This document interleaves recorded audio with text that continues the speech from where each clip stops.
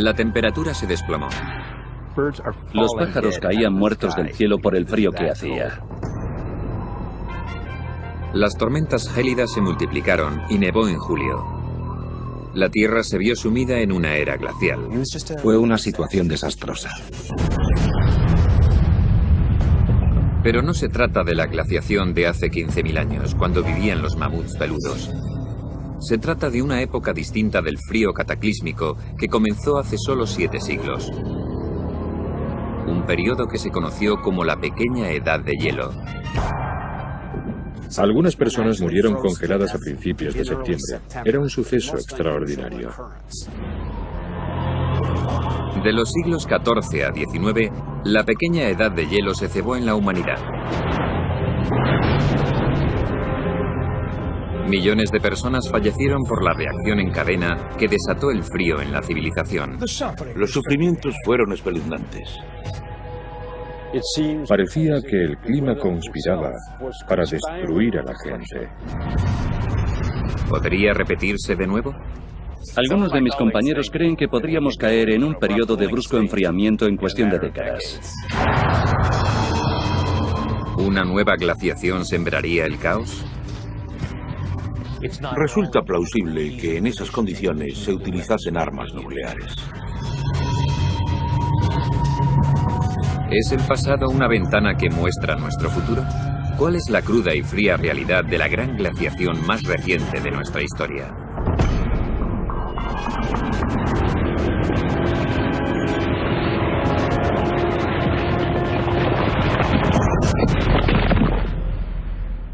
La Pequeña Edad de Hielo.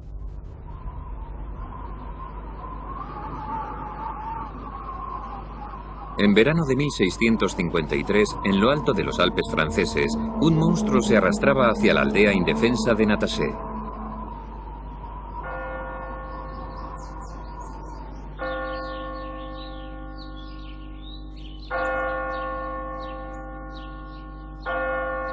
Los aldeanos creyeron que era producto de las fuerzas del mal y que solo Dios podía salvarles.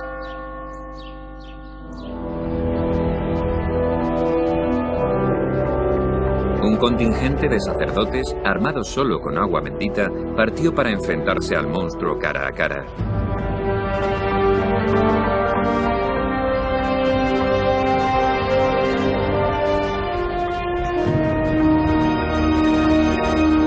Al final, los curas tuvieron que detenerse. Ante ellos se alzaba el objeto del terror de los aldeanos: un titánico río de hielo.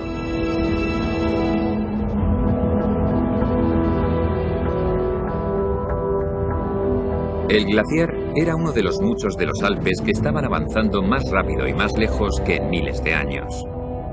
Los campesinos alpinos estaban rodeados por una masa de hielo que se estaba tragando sus aldeas y tierras de labor.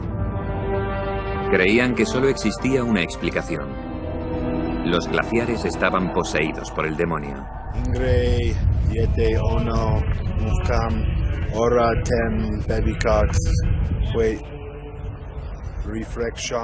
Los sacerdotes vertieron agua bendita y realizaron el rito del exorcismo.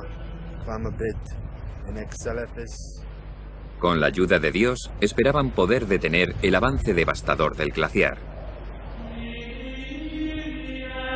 Si los sacerdotes fracasaban, ningún poder terrenal sería capaz de salvar del desastre a los campesinos alpinos.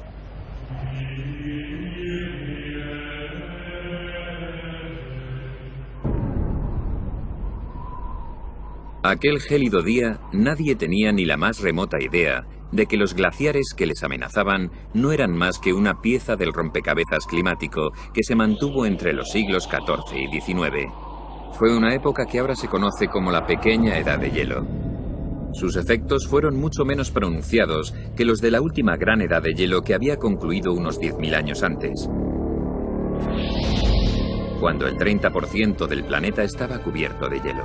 Aún así, su impacto en muchas partes del mundo fue devastador. El refrescamiento de la pequeña edad de hielo supuso una bajada de unos 2 o 3 grados por debajo de la temperatura media de la actualidad. Puede que no parezca mucho, pero si lo viviéramos en la edad moderna, tendría un grave impacto en nuestras vidas. Sin embargo, fue más un periodo de volatilidad climática extrema que de frío constante. La pequeña edad de hielo fue una época de cambios climáticos muy volátiles, mezclados sin ningún tipo de lógica o ciclo. No se podían predecir. Fueron cambios modestos comparados con las cosas que se observan en los registros geológicos. Pero gracias a los relatos históricos, sabemos que bastaron para afectar a la sociedad. La pequeña edad de hielo cambió el mundo de forma que ahora nos parecería una fantasía. En esa época, la bahía de Nueva York se congelaba durante 5 semanas y la gente podía caminar desde Manhattan a Staten Island. Los esquimales podían viajar al sur en kayak hasta llegar a Escocia.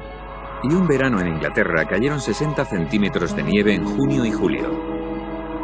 Fue un año tan frío que se recordó en Estados Unidos y Europa como el año sin verano. El clima más frío sembró el caos en la humanidad y alteró el curso de la historia. Desde la gélida tormenta de verano que diezmó la Armada Invencible hasta el hambre que empujó a las muchedumbres de Francia a París para exigir pan a un precio razonable y acabó provocando la Revolución Francesa.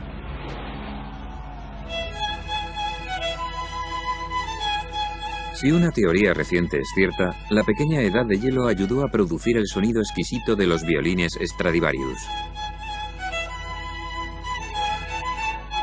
También resulta sorprendente que la pequeña edad de hielo es la razón por la que los norteamericanos de hoy beben 11 veces más cerveza que vino.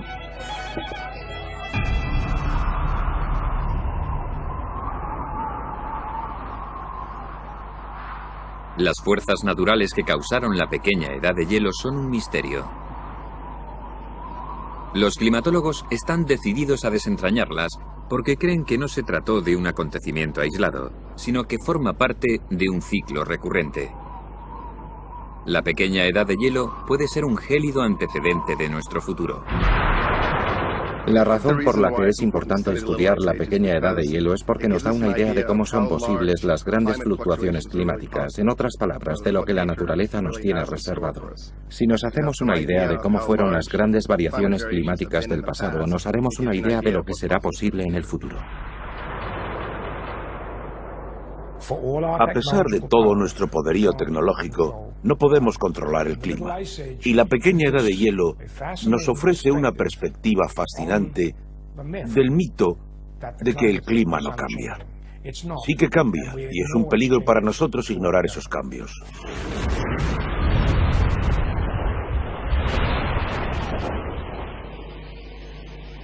Durante décadas, los climatólogos han estado tratando de reconstruir con precisión el clima de la pequeña edad de hielo. Sus avances han sido limitados porque los datos instrumentales fiables como la medición de la temperatura y la pluviosidad se remontan a apenas hace 2 siglos. Pero a través del tiempo, la propia Tierra ha conservado pistas valiosas sobre la historia climática. Es un registro natural que ahora está proporcionando a los científicos una información revolucionaria. Uno de los archivos más ricos se encuentra a varios kilómetros bajo la superficie de los océanos mundiales.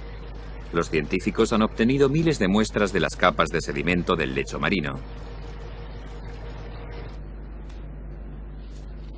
Cada 5 o 10 centímetros representan 1000 años de acumulación.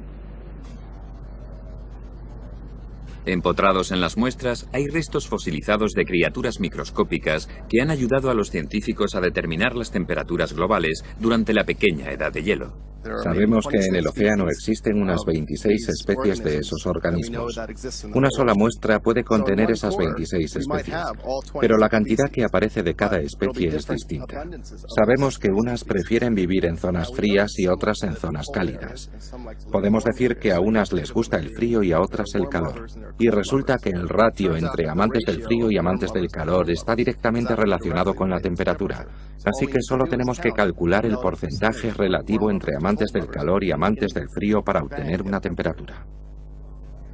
Las muestras de sedimento han sido un valioso recurso para ayudar a los científicos a determinar que durante la pequeña edad de hielo, la temperatura media era entre 2 y 3 grados más baja que en la actualidad. Aparentemente, el cambio apenas afectó a la Tierra. Pero los climatólogos han descubierto que las poblaciones humanas son vulnerables incluso a los menores descensos de temperatura.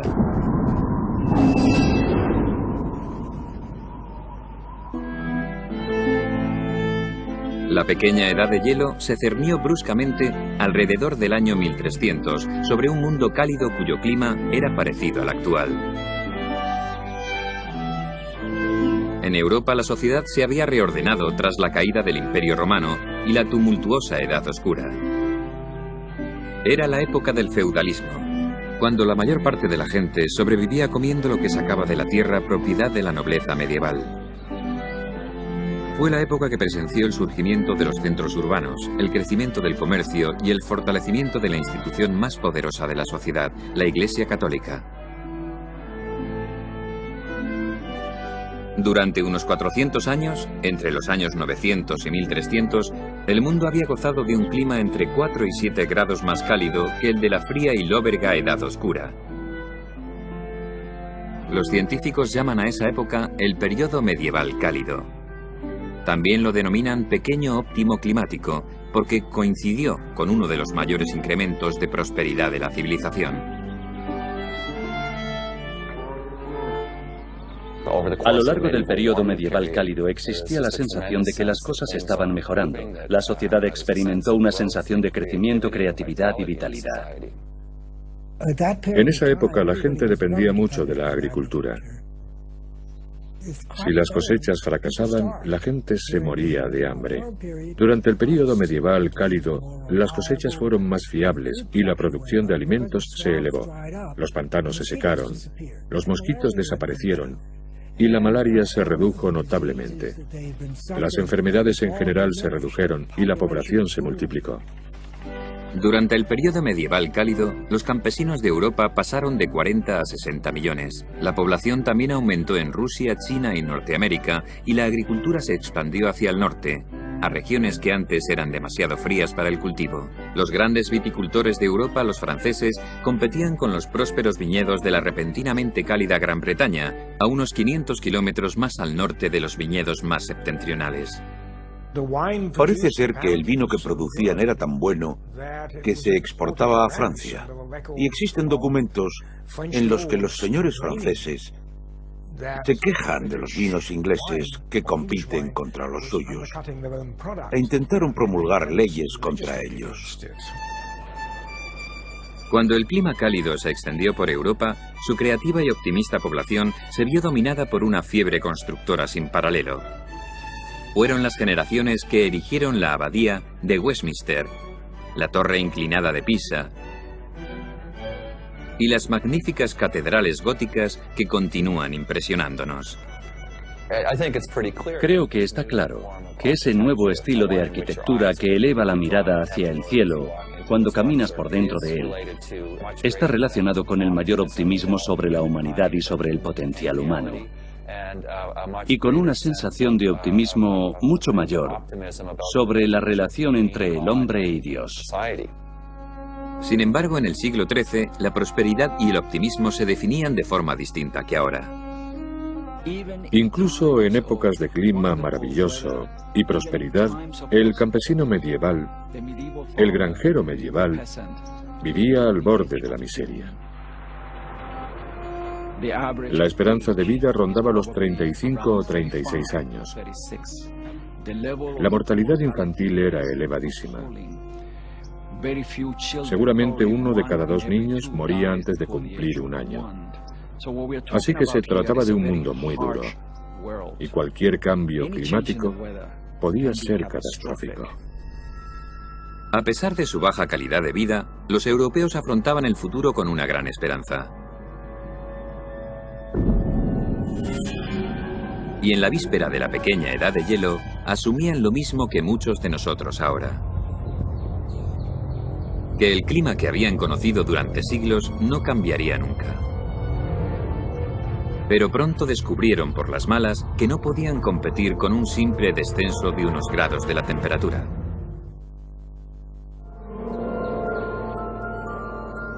A principios del siglo XIV, un refrescamiento inesperado se cernió sobre el cálido mundo de la Edad Media.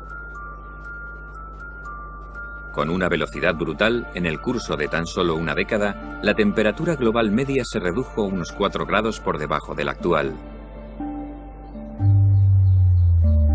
El cambio fue tan siniestro como sutil. La pequeña edad de hielo puso al descubierto todas las vulnerabilidades de la sociedad medieval y desató una devastadora reacción en cadena que se prolongó 500 años. Creo que la idea de que durante la pequeña edad de hielo el mundo se volvió más frío es excesivamente simplista. En el norte de Europa, por ejemplo, hacía mucho frío, pero el mundo entero no se sumió en un frío gélido. En lugares como Europa Occidental, lo que ocurrió no fue solo que la temperatura media era más baja, sino que también el clima era más extremo. Y en muchos inviernos, las temperaturas eran considerablemente frías. Desde Noruega a Nueva Zelanda, los glaciares comenzaron a avanzar con rapidez y se extendieron más que en los 10.000 años previos. En Inglaterra, el Támesis se congelaba con frecuencia e inspiró un carnaval tradicional llamado la Feria del Hielo. Los mercaderes y los feriantes acudían al río e instalaban puestos y atracciones. El primero se celebró en 1607 y el último en 1814. La Feria del Hielo fue uno de los pocos efectos colaterales agradables del repentino cambio climático. Lo más típico eran desastres como el del siglo XIV en Europa, que constituyó el primero ligado a la pequeña edad de hielo.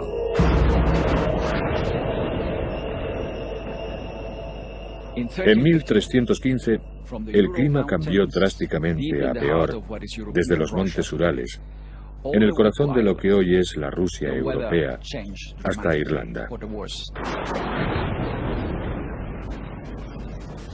Cuando se plantaron las cosechas, empezó a llover. Y continuó lloviendo y lloviendo sin cesar. Y muchas de las cosechas plantadas en tierras marginales se las llevó el agua por la simple erosión del suelo. Las lluvias torrenciales persistieron durante 5 largos años. La pequeña edad de hielo fue una era no solo de temperaturas más frescas, sino también de tormentas más frecuentes e intensas. En toda Europa, las antiguas tierras fértiles se convirtieron en pozos de barro anegados y plagados de cosechas aplastadas. A la masa de campesinos cuya población se había incrementado durante el periodo medieval cálido, no le quedó nada para comer. Al final del primer año hubo una hambruna, y al final del sexto año, 1,5 millones de personas habían muerto en toda Europa, de hambre y enfermedades relacionadas con el hambre. Durante la gran hambruna los delitos se multiplicaron. Los ladrones de tumbas robaban los objetos valiosos de los cadáveres y los cambiaban por alimentos. Los desesperados asaltaban a cualquiera que llevase comida. Cuando acabó la crisis, hacia 1320, los traumatizados supervivientes regresaron a su duro trabajo en los campos secos. Pero no supieron entender que la elección de las cosechas que plantaban continuaría haciéndoles peligrosamente vulnerables. Durante la pequeña edad de hielo, los campesinos solían cultivar cereales, trigo, cebada, avena y centeno, con los que preparaban las sopas de las que dependía su supervivencia. Eran cereales hechos a la medida del clima benigno del periodo medieval cálido. Pero sus largos tallos sobre tierra, expuestos a los elementos, los convertían en víctimas fáciles de la pequeña edad de hielo. El problema es que el grano es la parte más pesada de la planta. Y cuando hay fuertes vientos o grandes lluvias, son plantas muy vulnerables, que se rompen y se aplastan con facilidad. Y si caen al suelo, una vez que el grano entra en contacto con la tierra húmeda, ya no se puede usar. En toda Europa las cosechas fallaron esporádicamente en los siglos venideros. Y una hambruna tras otra produjo una cosecha de muerte. Entre 1371 y 1791, Francia se vio asolada por 111 hambrunas. En 1601, una hambruna mató a 500.000 personas en Rusia. En un mundo en el que había tan poca comida, la mayoría de la gente estaba hambrienta todo el tiempo. En esa época era común que las familias con varios hijos mataran a alguno para reservar comida para los otros. La historia de Hansel y Gretel es muy representativa de esa época de la Edad Media. Los padres que no tenían suficiente para comer llevaban a sus hijos al bosque y los abandonaban para poder alimentarse ellos mismos y a sus otros hijos. La gente no solía morir de hambre, moría de enfermedades relacionadas con el hambre. Los episodios de malnutrición y otras dolencias que se acumularon tras el desastre de 1315 debilitaron a la población y la hicieron más vulnerable a los estallidos de peste bubónica que asolaron Europa en la Edad Media.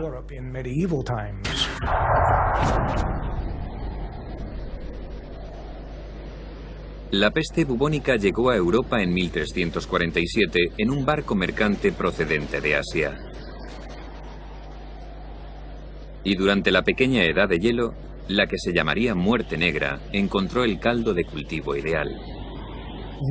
La peste bubónica empeoró mucho durante la pequeña edad de hielo, porque la gente ya estaba debilitada por la falta de comida. Además, cuando hacía frío y llovía, la gente no salía de casa y se hacinaba en pequeñas casas, donde había ratas.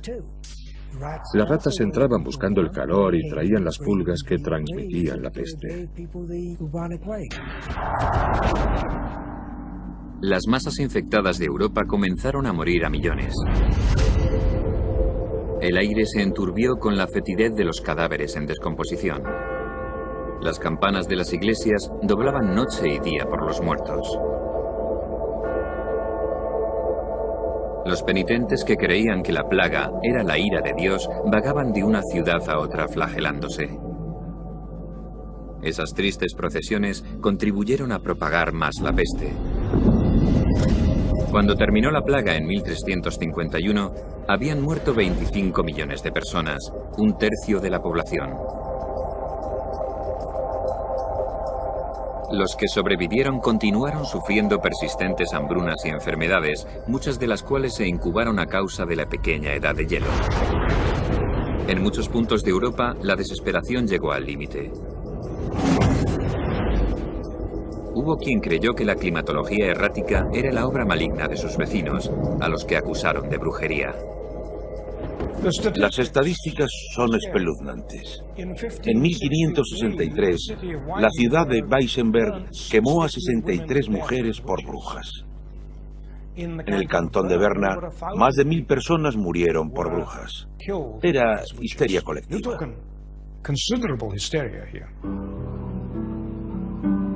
La Iglesia avivaba el frenesí.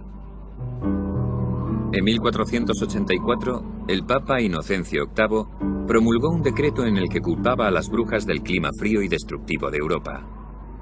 En los siglos XIV y XVII, el mal clima y las cazas de brujas fueron de la mano. Según algunos historiadores, unos 50.000 hombres y mujeres acusados de conjurar tormentas diabólicas murieron en la hoguera. La pequeña edad de hielo sembró la muerte y el caos en toda Europa.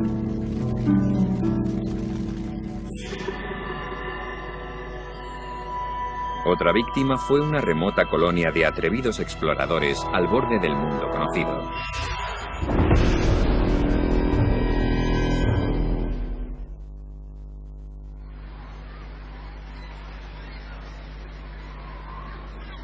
Cuando la pequeña edad de hielo asoló Europa en el siglo XIV, también puso contra las cuerdas a una colonia aislada en el límite de la frontera ártica. Una de las ironías más amargas de la historia es que el pueblo más vulnerable de esa época fue uno que presumía de fuerza y valentía. Desde el siglo X, 4.000 colonos vikingos se habían labrado una vida próspera en las abruptas costas de Groenlandia.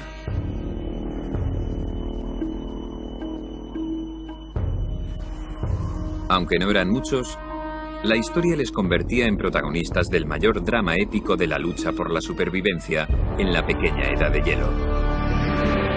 Los colonos eran la vanguardia del pueblo más temido y dominante de su época. Los violentos vikingos habían aterrorizado a media Europa y habían navegado por el Atlántico hasta Norteamérica.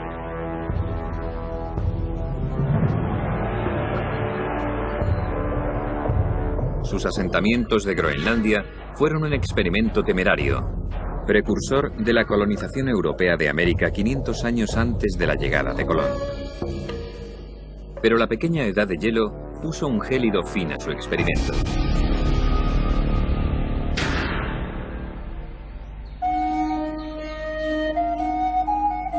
Los vikingos se habían instalado en Groenlandia en el cenit del periodo medieval cálido, hacia el año 1000, cuando las temperaturas benignas les invitaron a habitarla. Se piensa que los primeros exploradores vikingos que llegaron a Groenlandia la llamaron deliberadamente Tierra Verde en su idioma, aunque no lo fuera, para animar a los colonos a emigrar a ella. Pero es verdad que cuando llegaron se quedaron impresionados por la exuberancia de la vegetación que encontraron en los fiordos por los que navegaron. Así que tal vez el nombre de Tierra Verde en realidad describía bien el paisaje de vegetación verde, incluso con árboles. Cuando los vikingos llegaron a esta zona, se debieron emocionar, porque encontraron grandes zonas de pastos para alimentar al ganado. Y podían subir a las montañas para buscar pastos mejores, porque aquí la hierba es mejor a mayor altura. Debía ser un paraíso para ellos. Los vikingos groenlandeses dependían no solo de su abundante ganado para sobrevivir, sino también de los bancos de bacalao que poblaban las clementes aguas de la costa. También dependían de las mercancías importadas de la lejana Europa. A cambio exportaban de todo, desde pieles de oso polar a colmillos de morsa. Los vikingos, que habían empezado a abandonar los ritos paganos para convertirse al cristianismo, tenían fe en que allí su futuro era tan ilimitado como el horizonte.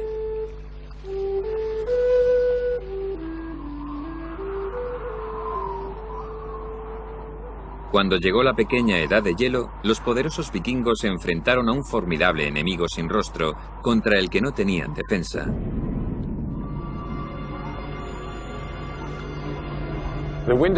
Aquí los inviernos eran tan fríos, tan extremos, que el ganado, las ovejas, tenían que permanecer dentro de los establos durante 6 meses sin salir nunca, durante todo el invierno. Y cuando acababa el invierno, las vacas estaban tan debilitadas por haberlo pasado así, que los granjeros tenían que sacarlas en brazos, como si fueran bebés. Las llevaban en brazos a los campos para que recuperasen fuerzas en primavera y verano. Cuando la pequeña edad de hielo se prolongó, el ganado de los vikingos comenzó a morir en cantidades cada vez mayores. Y para hacer frente al hambre, los colonos pasaron a depender cada vez más de la fauna marina de Groenlandia. Gracias a las mediciones de la composición isotópica del carbono de los huesos de las tumbas, se sabe que al principio los vikingos se alimentaban en un 80% de la tierra, porque comían un montón de cordero, y en un 20% del mar. Con el paso del tiempo, ese ratio cambió gradualmente, y al final pasaron a alimentarse en un 80% del mar y en un 20% de la tierra.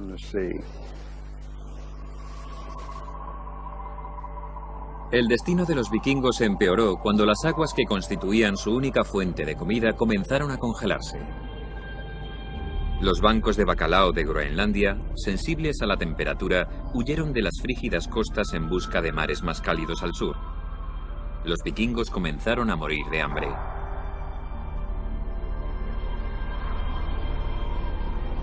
El mar de hielo finalmente terminó aislándoles de sus parientes europeos, de cuyos suministros dependían para sobrevivir. Pasaban largas temporadas sin comunicación por barco. A veces generaciones. Parecía que el clima conspiraba para destruirles. Había otro factor conspirando además del clima: los propios vikingos. Habían aprendido una lección para sobrevivir a la pequeña edad de hielo, pero prefirieron ignorarla durante más de un siglo. Desde el principio habían compartido Groenlandia con el pueblo nativo de los Inuit, que a lo largo de los siglos se habían adaptado magníficamente al entorno helado.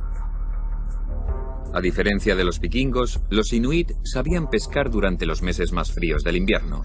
El secreto de su éxito estaba en sus arpones de marfil, que eran de alta tecnología comparados con las vastas lanzas de los vikingos. Conocían la cultura inuit y sabían que los inuit sobrevivían bien a los inviernos. No lo hacían cómodamente, pero sobrevivían. Y conocían bien sus técnicas de pesca, pero no las adoptaron. ¿Por qué? Seguramente porque pensaban que los inuit eran inferiores. Los noruegos llamaban a los inuit Kalinga, que es más bien un insulto. Significa gente pequeña y fea. Si hubieran estado dispuestos a colaborar con esa otra raza e incluso a mezclar sus genes con ella y mezclar las culturas, habrían sido capaces de adaptarse al país. Pero se negaron y ese error acabó matándoles. El capítulo final de los vikingos en Groenlandia sucedió aquí, en las ruinas de esta iglesia de la costa sur. La iglesia de Valsi es importante porque es el lugar donde se registró el último acontecimiento histórico de toda Groenlandia. Aquí se celebró una boda en 1408. Y fue una gran boda, porque la fuente dice que llegaron invitados incluso desde Islandia. Lo que no nos dice es que se celebró en una sociedad que se estaba desintegrando a causa del clima más frío. De hecho, 50 años después, los noruegos se habían extinguido.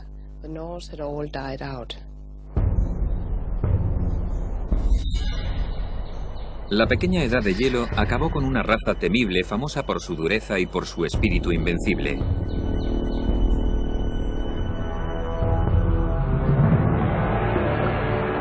Los vikingos no tenían ni idea de qué fuerzas de la naturaleza eran responsables del clima gélido que les derrotó. Hoy, los científicos están tratando de resolver ese misterio. ¿Qué causó la pequeña edad de hielo?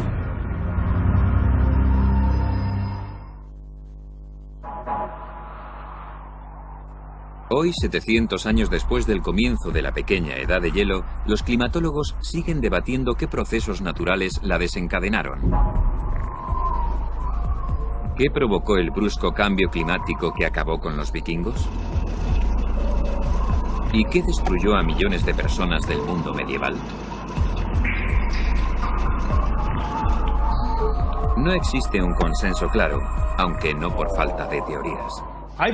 Creo que la causa básica de la pequeña edad de hielo fue que en esa época recibimos menos radiación del Sol.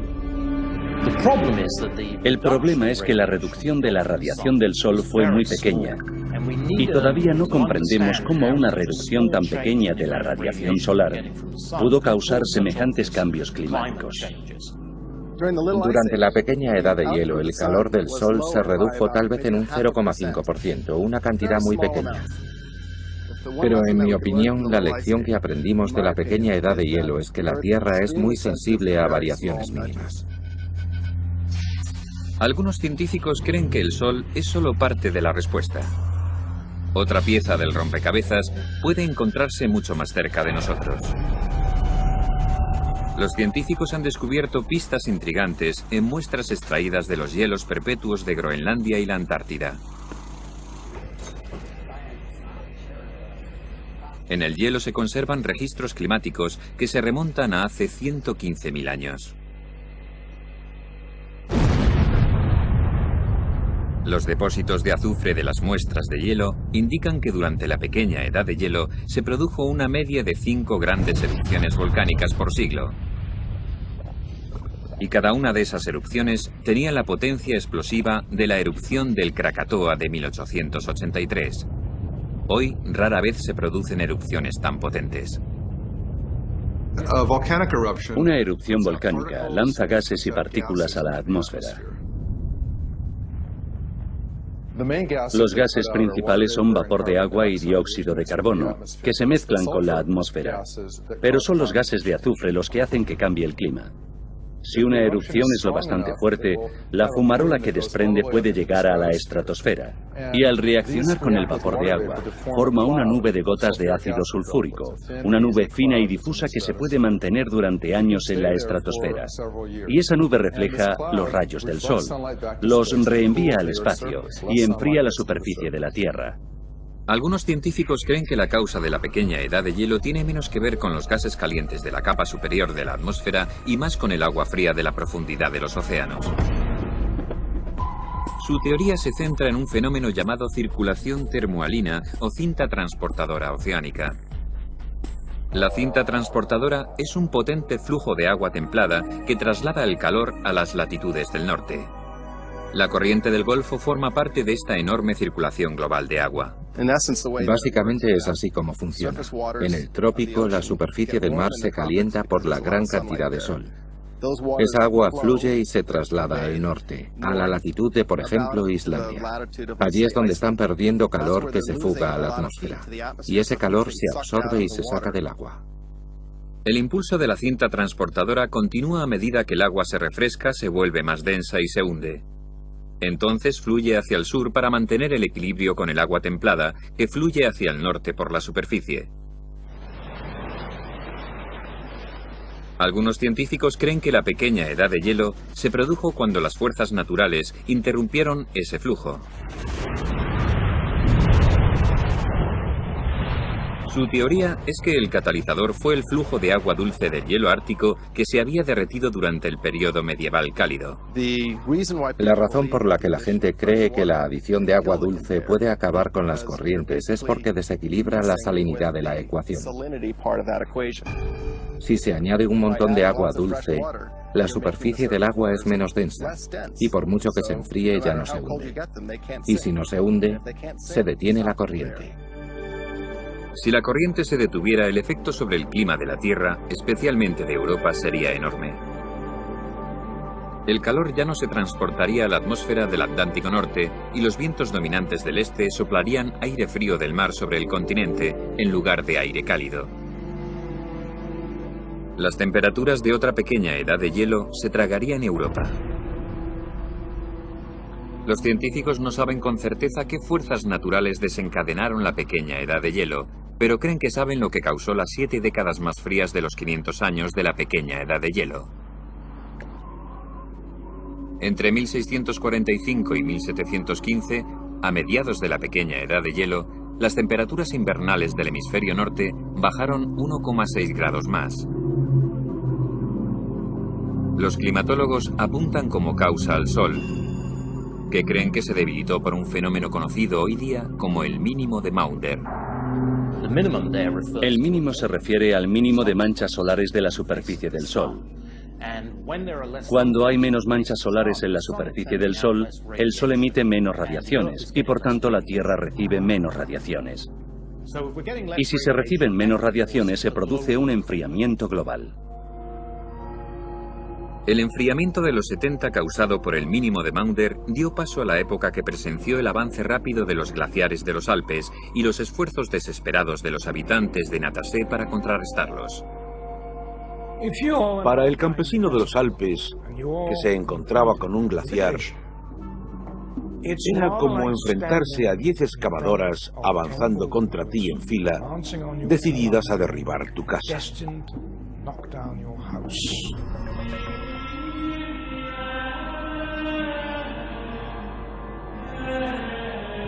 No podía hacer nada, excepto interceder ante Dios para que lo detuviera.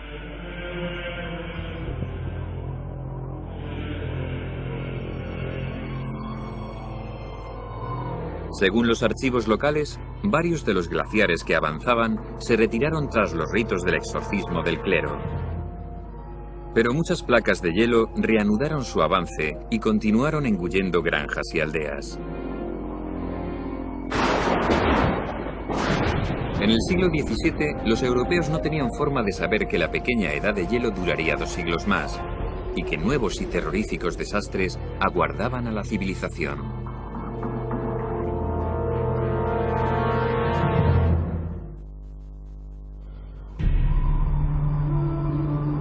En el siglo XVII, la pequeña edad de hielo continuó su ataque implacable a las gentes de Europa.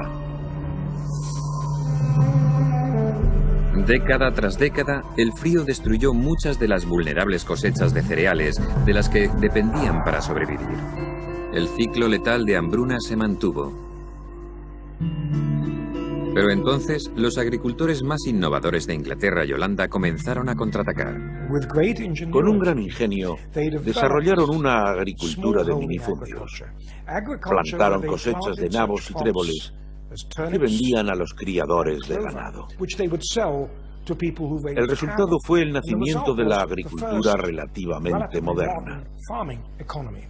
Era una agricultura que no se basaba en los cereales, sino en cultivos mucho más resistentes al frío, la humedad y la sequía.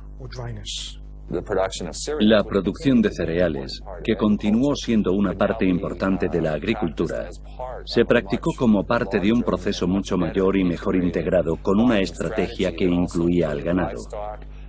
El aumento de la cría de ganado incrementó la producción de abono para sostener y mejorar la productividad de los campos. Fue un intercambio positivo entre la agricultura de pastoreo y el cultivo tradicional de cereales. Los granjeros de muchas zonas de Europa adoptaron las innovaciones y comenzaron una revolución agrícola que protegió a millones de personas de los peligros de las malas cosechas y las hambrunas. Además, Europa tenía otra arma contra la pequeña edad de hielo, aunque muy pocos lo sabían entonces.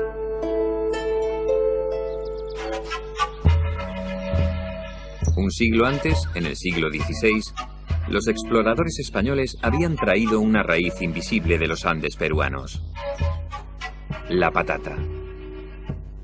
El duradero tubérculo podía sobrevivir las frías temperaturas y frecuentes tormentas que seguían azotando los cultivos de los campesinos. Pero durante generaciones no se supo aprovechar su potencial. Por raro que parezca, los europeos se negaron a comer patatas por muchas razones. Una, porque estaban anclados en la cultura del cereal. Es decir, estaban muy ligados al pan. Y la patata era una planta que crecía bajo tierra, cuyas hojas eran venenosas. Estaba cubierta de suciedad. Les resultó muy difícil aceptar la patata. Tanto para reyes como para plebeyos, la patata era la planta del diablo. Muchos hacían caso de las advertencias del clero, que decían que comérsela era pecado. Millones de personas prefirieron pasar hambre que añadirla a su dieta. Lo único que pudo con su resistencia cultural fue una guerra.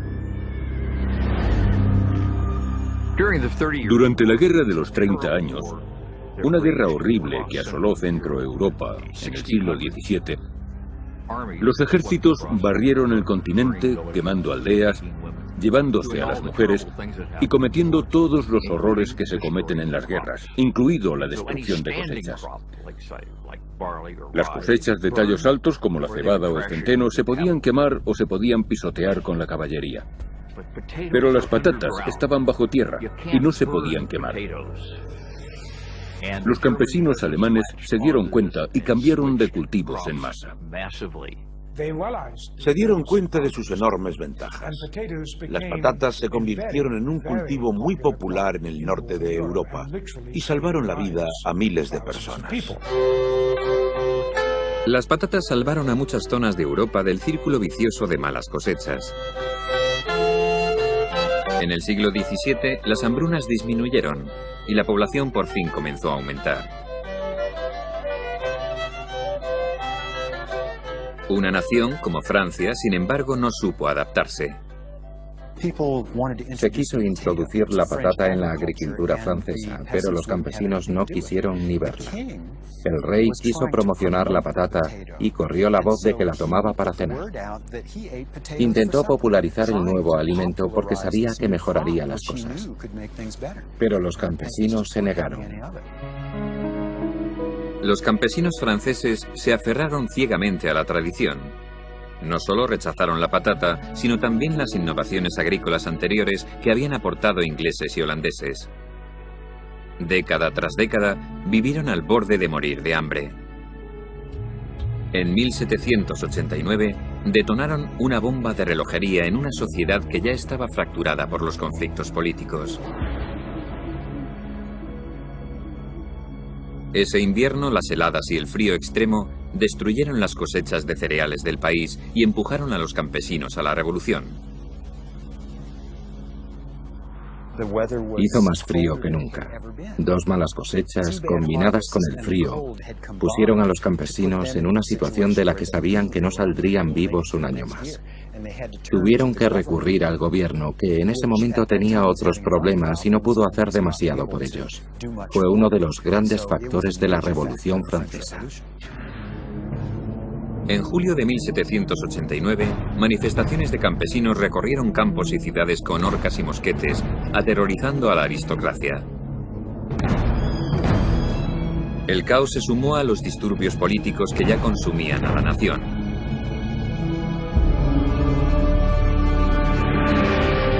Tres semanas después, la Asamblea Nacional Francesa proclamó la Declaración de los Derechos del Hombre y del Ciudadano y puso a Francia rumbo a la democracia.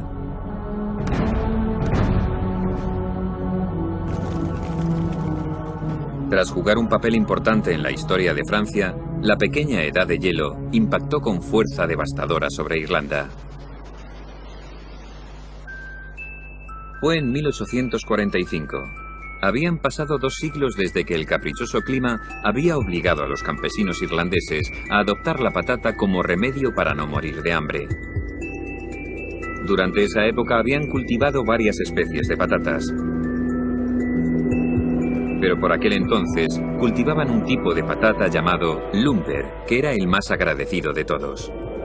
Era una patata muy fácil de cultivar y de propagar. Se convirtió en la base de la dieta del campesino irlandés. Pero era una patata de baja calidad, muy acuosa y muy propensa a las enfermedades. La población de Irlanda, alimentada con patatas, se había triplicado en 200 años.